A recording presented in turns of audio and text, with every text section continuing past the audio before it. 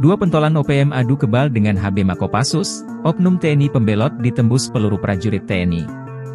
Prajurit TNI yang tergabung dalam Satgas Operas HBMA berhasil porak-porandakan sebuah markas OPM di hutan Papua di kawasan Paniai.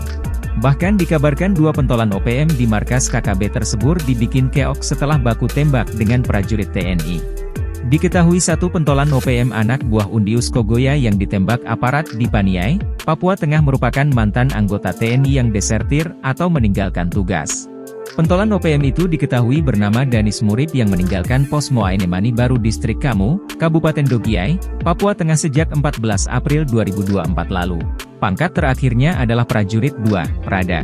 Desertir TNI Danis Murid ini meninggalkan tugas di Distrik Kamu Kabupaten Dogiai, pada 14 April 2024, pukul 10.20 WIB, kata Panglima Komando Gabungan Wilayah, Kogab Wilhan, 3, Letjen TNI Richard Tampu Bolon lewat siaran pers, Senin, 17 Juni 2024. Pentolan OPM atas nama Danis Murid merupakan oknum prajurit Satgas Yonif 527 Baladibia Yuda Kodam V. Brawijaya yang ditugasi di Papua.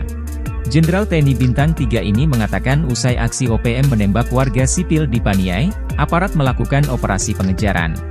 Operasi berlanjut dengan keberhasilan merebut wilayah distrik Bibida, yang selama ini dikuasai oleh OPM pada Jumat, 14 Juni 2014.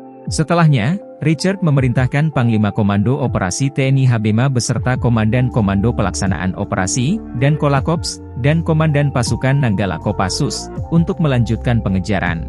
Alhasil operasi tersebut membuahkan hasil dan prajurit TNI berhasil menembak dua orang pentolan OPM yang salah satunya terkonfirmasi beridentitas Danis Murid, pasca kontak tembak.